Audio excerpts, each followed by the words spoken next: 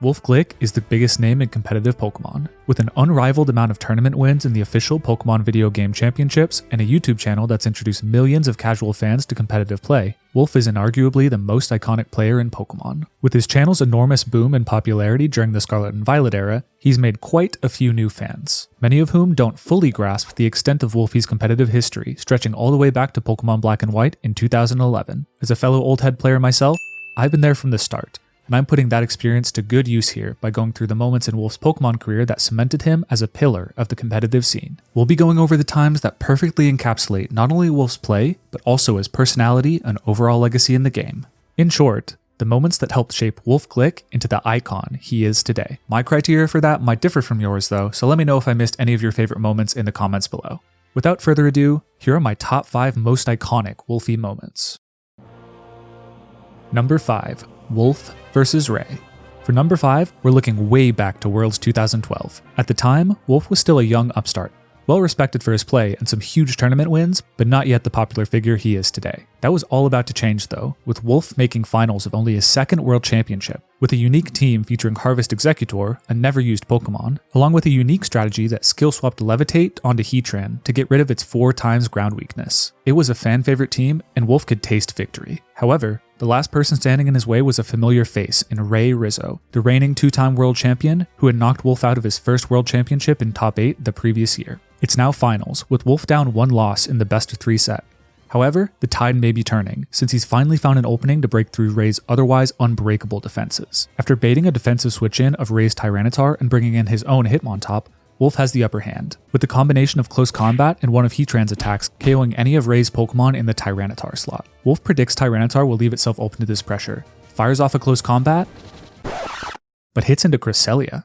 Wolfe later confirmed that this was a misclick, the pressure of Worlds Finals against his greatest rival breaking him in the final moments. This turn is too much for him to come back from. It was his last chance to crack Ray's defenses, and Wolfe loses Game 2 and his chance at the World Championship that year. Now, it may seem odd to include this lowlight in Wolfe's highlight reel of a career, but at the time, this was a key part of his legacy. Even so many years later, Wolfe's losing record to Ray is a major sticking point against him in the VGC greatest debate. However, what makes this moment iconic to me is that Wolfe didn't let it define him. He could have forever been known as the guy who close combated Cresselia in Worlds Finals, but instead, he reached deep down, put in the work, and years later returned to the Worlds Finals for a chance at redemption. Today, most people see Wolfe as a player who just wins, simple as that.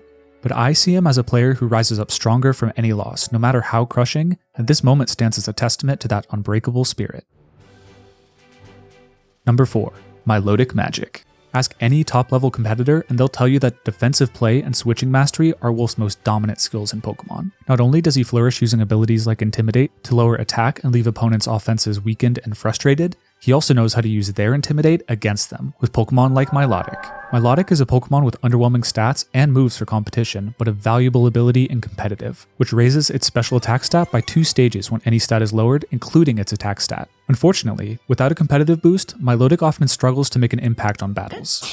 As a result, competitive players typically avoid leading Intimidate into teams with Milotic to deny it that boost. At the 2015 US National Championship, Wolfe recognized this tendency and exploited it, building a team that perfectly abuses Milotic's strengths with a downright devious bait. He'd lead Kangaskhan and Landorus, the 2 strongest physical attackers in the format. Predicting an Intimidate switch to weaken them, he'd immediately switch Kangaskhan out into Milotic. Since Kangaskhan was often the fastest Pokemon on the field, and switch order is determined by Pokemon speed, Milotic would switch in before Intimidate activated and receive the competitive boost. To add insult to injury, Wolfe would U-turn with his Landorus and bring Kangaskhan in, now pressuring with a boosted Milotic and a neutral Mega Kangaskhan, an overwhelmingly powerful duo. While this is my favorite example of this play, since it involves a friend of mine recognizing its strength in real time, it's far from the last time Wolfe has pulled it off. Wolfe went on to win a regional with Milotic in 2018 with a similar strategy, executing this bait several times during his streamed games in that season, even doing so at the World Championship. While it may look simple, this play shows not only Wolfe's ability to recognize common trends in competitive play,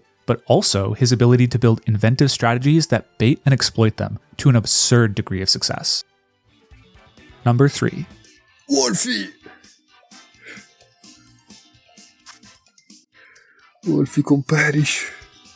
While some players have signature Pokemon or styles of teams across the years, none have the same level of intimidating aura as Wolfe playing with the Perish Song Shadow Tag strategy, often known as Perish Trap. Perish Song is a move that starts a 3-turn timer after being used. Once this timer expires, all Pokemon that heard the Perish song faint, regardless of their HP totals. This is an incredibly powerful move in Pokémon VGC, since you can KO 2 Pokemon, half of your opponent's team of 4, with one move. There's just one catch. The Perish song status expires whenever a Pokemon switches out, which is fairly simple counterplay. However, when a Pokemon with Shadow Tag is on the field, opposing Pokemon can't switch out, forcing them to faint to the Perish song. Once you know the Perish Trap combo is coming though, the counterplay is pretty simple. KO the Shadow Tag user and switch, or KO the Perish Song user to disrupt their main form of offense. To consistently win with Perish Trap teams, the user needs to have an extremely precise understanding of defensive play, considering not just this turn but multiple turns in the future to set the stage for a Perish Song victory. It's incredibly rare to compete at the top level with this style of team, but despite that, Wolfe has won not 1, not 2, but 3 regional championships with Perish Trap teams. This is already an impressive feat, without even mentioning that Wolfe's only brought Perish Trap to regionals 3 times. Add in a recent Perish International Championship win, and you start to understand the level of mastery Wolfe has over the strategy. While Wolfe's Toronto Regional Finals win against Marco Silva, one of the best Pokemon players in the modern era, is one of his most high-profile Perish Trap wins, and I honestly debated placing a Wolfe Double Protect, Switch, Protect montage here, I decided to highlight this WolfeyCon Perish moment from his 2015 finals versus future international champion Ashton Cox, the match that put Perish Trap on the map as a serious tournament threat. It's Game 1, and Wolfe's Perish Song Shadow Tag Mega Gengar is threatened by Choice Scarf Landorus Therian Earthquake. Wolfe can Perish Song and switch to Intimidate Scrafty to survive the Earthquake, but losing Shadow Tag to Ashton reading that switch and using Thunderbolt on his Gengar will immediately lose Wolfe the game. His back is against the wall, but Wolfe Glick has a trick up his sleeve. Eject Button Amoonguss. Eject Button is uncommon in Pokemon competition, since it's rarely advantageous to be forced to switch when your own Pokemon takes damage. However, rarely isn't never. Wolfe switches out his Gengar to Scrafty, foregoing Perish Song and Shadow Tag pressure. Landorus' Earthquake strikes Amoonguss, activating its Eject Button and allowing Gengar to come back in. Wolfe can now fake out and disable the Landorus slot to lock it into Struggle, then bring in Amoonguss to use Rage Powder, redirecting Rotom's attacks away from Gengar, and win the game with minimal risk in future turns with Perish Song. This play shows Wolfe's multi-turn foresight on full display, as well as his keen understanding of how to play himself out of tricky turns. Consistent plays on this level have made the Perish Trap archetype his signature across the years, and have even made the best players in the world wary of WolfeyCon Perish. Number 2. Trick Attack. This next play isn't from a tournament set, but rather from Wolfe's YouTube channel at the start of Pokemon Sword and Shield, when his channel took off in popularity and Wolfe began focusing on content full-time. Pokemon Sword and Shield introduced a new central mechanic that allowed Pokemon to transform for 3 turns into a Dynamax form, doubling its HP and gaining access to powerful max moves once per battle. Most previous means of disrupting offensive Pokemon didn't work on Dynamax Pokemon. Flinching with Fake Out didn't work since Dynamax Pokemon can't flinch, Protect didn't fully block Dynamax moves, and Roar, Whirlwind, and Red Card failed, since Dynamax Pokemon are immune to an opponent's switch-forcing moves and items. Needless to say, Dynamax changed everything in competition, and in the first few weeks of the game's release, competitive players were all trying to figure out how to defend against it. Meanwhile, Wolfe and his friends were doing this.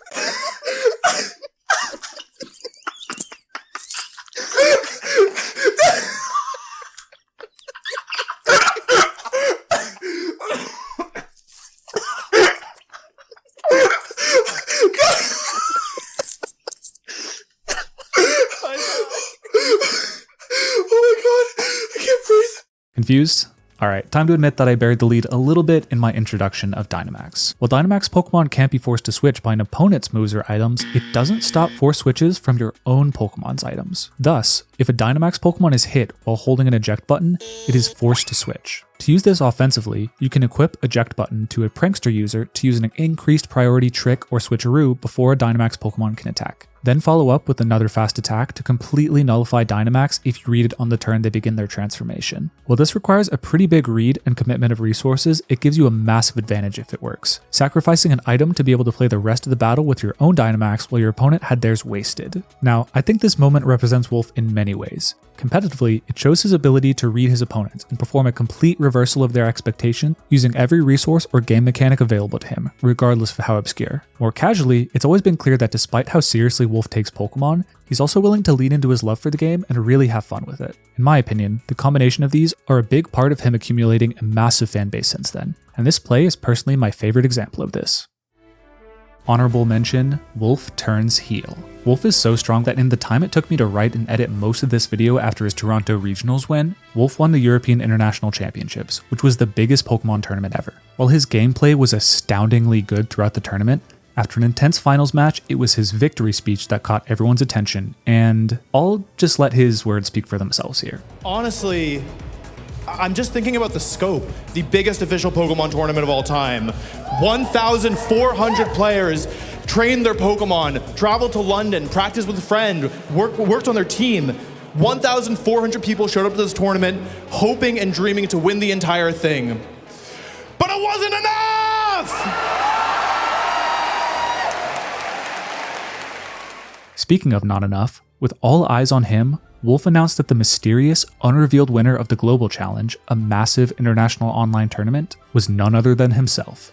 Despite having an automatic Worlds invite already and having nothing to play for in the tournament, Wolfe pushed himself to win, seemingly just to flex that he could. Wolfe has often played around with ego on stream, but here he absolutely turned the bravado up to 11, while still keeping it respectful to competitors and just stating the facts. At this point, VGC feels like his to lose, and with 3 consecutive major tournament wins, it's hard to argue with him. Wolfe's EUIC victory speech was incredible theater, but it's so recent at the time of recording this that I can't say where it should fall on this list. However, if Wolfe's heel turn stands the test of time, it may one day challenge number 1 on this list for most iconic Wolfey moment. Number 1. World Champ difference. At the end of the day, what else could number 1 be but the play that won Wolfe the Pokemon World Championships? The culmination of years of hard work, this play comes at the 2016 World Championships, 4 years after his previous finals appearance. Since then, he'd been in striking distance twice, but missed out on a chance at the final top 8 bracket both times due to resistance, Pokemon's controversial tiebreaker system. Getting into finals, he's up 1 game in the set, but vulnerable to losing and sending it to a Game 3. While Wolfe is up 3 Pokemon to 2 with Fake Out available on his Hitmontop, Trick Room is up, and Rayquaza is vulnerable with lowered defenses. If Wolfe gets this turn wrong, his opponent can mount a comeback. Using Fake Out into Groudon will stop a powerful Eruption and allow Wolfe to hit Groudon with Rayquaza, weakening further Eruption since its base power is determined by remaining HP. However, taking a Gyro Ball on Rayquaza could leave Wolfe open to a KO next turn. Alternatively, using Fake Out into Bronzong stops Gyro Ball, but will allow Groudon to use Eruption, knocking out Hitmontop and allowing Wolfe's opponent to follow up the next turn with Skill Swap onto his own Groudon, resetting Desolate Land against Kyogre and allowing it to take a double KO. The players weigh the options and the play starts. Wolfe's Rayquaza Mega Evolves and Primal Groudon protects, covering for Fake Out into it. Wolfe seems taken aback, and his opponent looks up, shocked, allowing himself the hope that he has found a way to start the comeback that could lead to him winning the game and potentially the World Championship. Fake Out comes out, and it's into Bronzong. As Rayquaza clicks Swords Dance, now perfectly poised to win the battle, Wolfe playfully grins at the camera, having won that turn and the mental battle, the hope from his opponent's eyes now gone. With the +2 attack boost on Dragon Ascent, Wolfe has the damage he needs to KO the Groudon before going down. In Shades of 2012, Wolfe's Hitmontop close comments his opponent's Trick Room user, but this time, instead of crushing defeat, it will result in a sweet deserved victory, and the birth of the World Champ difference. While this may well be his most flashy read, Wolfe and his opponent later recount that by double attacking instead of protecting Groudon, his opponent had a near guaranteed win that neither recognized at the time. However, nobody knows better the amount of pressure that the World's Finals can bring than Wolfe, and exploiting cracks under pressure is part of being a top player. More than the play itself though, it's the way that Wolfe has fun the entire way through that makes this clip truly iconic. While there are countless examples of Wolfe's stream antics before and after this moment has become a big part of Wolfe's brand, and seeing him play games up for the camera are part of why his fans love watching him play. At its highest level, I believe Pokemon is a game bursting with potential for skill expression and personality, and no one embodies that idea better than Wolfey. From these moments and the history behind them, you start to see why Pokemon's most popular player, Wolfe Glick, became an icon.